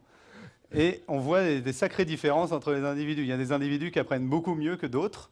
Et par exemple, dans le rectangle, je me rappelle, c'était clair, il y avait des individus qui faisaient quasiment jamais d'erreur, ils prenaient beaucoup plus leur temps, ils regardaient partout, et d'autres individus qui fonçaient, qui essayaient un petit peu tous les trous et qui rentraient dans le premier qui arrivait. Donc on voit des différences de succès pour la tâche qu'on leur donne. Mais je pense que si vous donnez une autre tâche, il doit y avoir certaines tâches où cet individu qui fonçait va avoir un avantage. Et en fait, au niveau des fourmis, souvent, une colonie cherche à sélectionner une sorte de diversité au sein de ces individus, quoi. Il vaut mieux la diversité, en fait. Ça a l'air d'être ça la réponse. Bonsoir, merci. Je voulais savoir, est-ce que vous travaillez parfois avec les personnes qui travaillent sur les réseaux de neurones artificiels, justement? Vous l'avez mentionné très rapidement tout à l'heure en disant... Parce que je me dis qu'il doit y avoir quand même quelques parallèles à faire. Soit eux peuvent utiliser certaines de vos découvertes, ou peut-être... Oui. Donc là, c'est clairement quelque chose qu'on ne peut plus ignorer. C'est capable de catégoriser ces neurones artificiels comme le deep learning, par exemple, qui sont capables de faire des tâches incroyables, ou même des gens les utilisent en comportement pour... Le réseau de neurones artificiels apprend les images du comportement et peut commencer à prédire ce que va faire l'animal ou l'humain. ça marche. Mais on n'a pas encore le cas où ça nous aide à comprendre comment ça marche le cerveau d'un animal, parce que c'est quand même très différent. Le deep learning, c'est tout le temps forward avec des couches, alors que le cerveau d'un animal, c'est distribué avec plein de feedback, par exemple, chose qu'on ne sait pas gérer dans le deep learning. Et une autre chose à voir, c'est que dans ces réseaux de neurones artificiels, le neurone, c'est quelque chose qui transmet une information, puis il est connecté à d'autres, un ou plusieurs neurones, et ils peuvent changer l'état de leur connexion, plus ou moins connectés, c'est-à-dire qu'il va plus ou moins déclencher tel ou tel neurone. Mais en réalité, quand vous regardez en biologie, ce qui est le type de traitement de l'information que peut faire une seule synapse, c'est-à-dire la connexion entre deux neurones, est très complexe. On dirait qu'une synapse, par exemple, peut encoder des systèmes temporels, attendre 2 secondes avant de... Tu vois, il y a beaucoup de paramètres dans le cerveau des animaux qui ne sont pas encore modélisés dans ces réseaux de neurones. Et qu'est-ce que je voulais dire d'autre par rapport à ça? Non, bah, c'est déjà pas mal. Ouais. Ouais, c'est parti. Moi, j'espère que ça répond quand même à la question.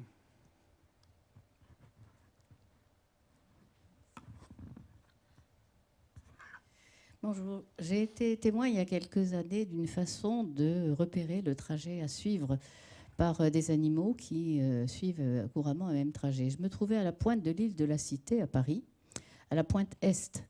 C'était l'époque où il y avait la transhumance des canards sauvages. Et il y avait des canards sauvages qui passaient par bande en formation en V. Et une fois arrivés à la pointe de l'île, ils prenaient toujours le courant d'eau de droite. Ils suivaient la Seine. Et puis, un vol de canards est arrivé qui est parti vers la gauche. Je me suis demandé ce qui allait se passer. Ben, ils n'ont pas été très loin. Le vol de canards s'est complètement morcelé. Ils ont tourné en rond. Ils sont revenus à la pointe Est et ils sont repartis vers la droite. J'étais étonnée de voir à quel point ils suivaient un trajet avec précision pour ne pas se perdre. Ils auraient continué, ils se seraient retrouvés sur leur trajet, mais auraient-ils reconnu leur trajet? Enfin, pour eux, c'était essentiel de tous suivre la voie de droite une fois qu'ils arrivaient à la pointe de l'île et pas celle de gauche. Voilà, j'ai été très, très étonnée de constater ça. Et je me suis dit qu'il n'y avait pas besoin d'aller très loin quand on est en ville pour apercevoir des phénomènes de la nature de ce genre. C'est vrai. Particulièrement avec les fourmis dans la cuisine. Mais pour répondre à votre question, bah, alors là, c'est complètement en dehors de ce que je fais, mais il y a 2 types d'orientation. En gros, chez les animaux, il y a vraiment ceux qui font des migrations au niveau planétaire et qui utilisent des indices plutôt magnétiques ou géocentrés qui sont vraiment à très, très grande échelle. Mais il y a aussi, parmi ceux qui volent, par exemple, comme alors c'est connu chez les pigeons, alors je ne sais pas si c'est chez ces canards, ils utilisent clairement la vue pour suivre des routes. Et quand on regarde les trajets de pigeons d'un trajet à l'autre, parce qu'ils font des expériences, d'ailleurs c'est le plus vieil animal pour poser des questions sur la navigation, c'est le pigeon, clairement, où ils prennent le pigeon de nouveau, ils le relâchent au même site et ils observent maintenant avec un GPS, on a le trajet, et ils peuvent le déplacer. Où ils peuvent faire des petites histoires comme ça. Et c'est incroyable, comme quand on regarde les trajets, c'est similaire que des trajets de fourmis ou que beaucoup d'autres animaux qui suivent des routes, dont l'humain. Et pour les pigeons, en l'occurrence, il s'agit aussi d'une basse résolution qu'ils ont vers le bas. Et ils regardent la scène projetée en dessous. Et ça, ils sont capables de la reconnaître visuellement pour suivre une route. Peut-être de la même manière que font les fourmis. Mais ça, je ne sais pas. Bonsoir. J'avais une question quant à la coopérativité des fourmis pour retrouver leur chemin. C'est-à-dire, si une fourmi par exemple, vous l'avez déplacée, du coup, elle a enregistré en quelque sorte une mauvaise trajectoire. Et si elle rencontre une fourmi qui a, elle, la bonne trajectoire, comment les deux vont savoir laquelle a réellement la bonne trajectoire pour retourner au nid, par exemple? Alors là, c'est dans le cas où c'est des fourmis qui partagent une information sociale. Pas dans ce cas où les fourmis sont vraiment seules quand elles naviguent. Où là, ces fourmis-là se fient vraiment à leur information personnelle, elles ignorent complètement les autres. Mais dans ces cas où ils utilisent l'information sociale, il y a beaucoup de types de stratégies aussi, dont une, dont vous avez peut-être entendu parler, qui est simplement de laisser une trace chimique sur le sol. Et ça, c'est typiquement comme ça qu'elle communique d'une fourmi à l'autre dans quelle direction se déplacer.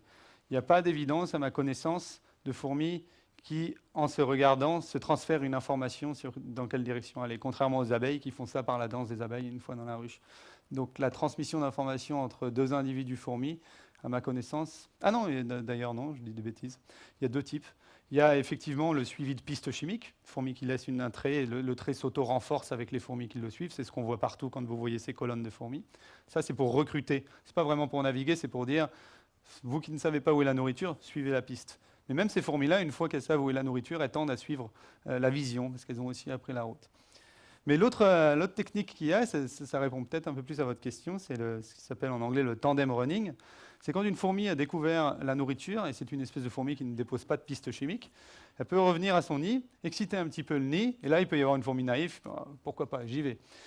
Et donc là, en fait, la fourmi qui sait où est la nourriture va avancer, alors que l'autre la suit de très près derrière, en tapant avec ses antennes. Quand elle tape avec ses antennes, l'autre avance un petit peu, et ils avancent comme ça. Régulièrement, la fourmi de derrière, qui est naïve, s'arrête pour faire des petites recherches. Et moi, je pense qu'à ce moment-là, c'est là où elle s'oriente pour elle-même apprendre la vue pour le retour au nid. Alors, ce qui est rigolo, c'est qu'elle est très patiente, la première.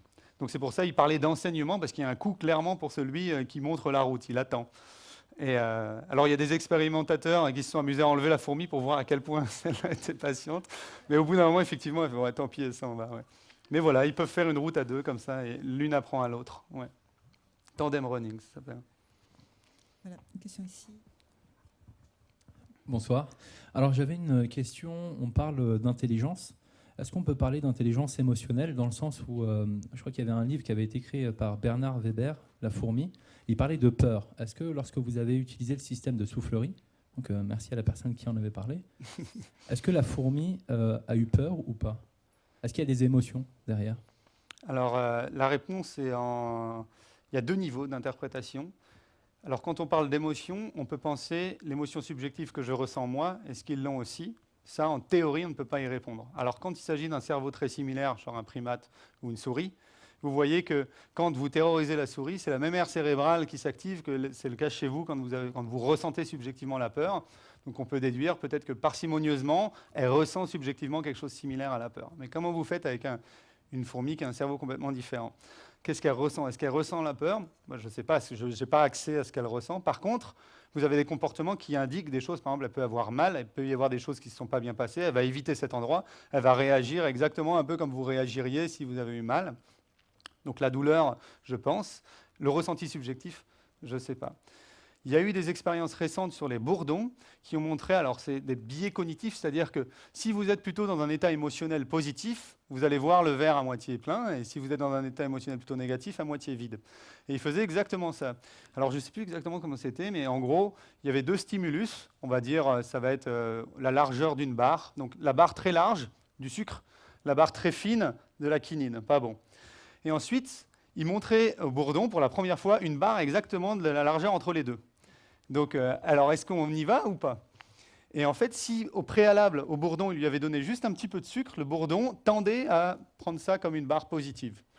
Alors que si, juste avant, alors il y avait une sorte de squisher, c'est-à-dire que le bourdon arrivait, ça faisait splatch, et donc il n'était pas content du tout, et il l'envoyait quand même dehors, et là, il tendait à prendre la barre comme négatif. Donc, ils interprètent ça comme, ils ont aussi leur jugement dépend de quelque chose qui dépend de l'expérience, qui a l'air relié à quelque chose d'émotionnel. Donc là, ça a l'air d'être un peu l'équivalent. Mais une fois de plus, pour savoir s'ils le ressentent subjectivement, moi je pense que oui, parce que je vois un peu comment la complexité du cerveau, mais j'ai rien pour l'affirmer. De la même manière qu'on ne peut pas savoir si son voisin a une conscience. C'est juste, on le pense bien, mais il n'y a pas moyen de le prouver, quoi. Donc, énigme. Voilà, s'il y a encore une question, non, ben, je pense qu'on va s'arrêter là. Merci beaucoup, Antoine. Merci.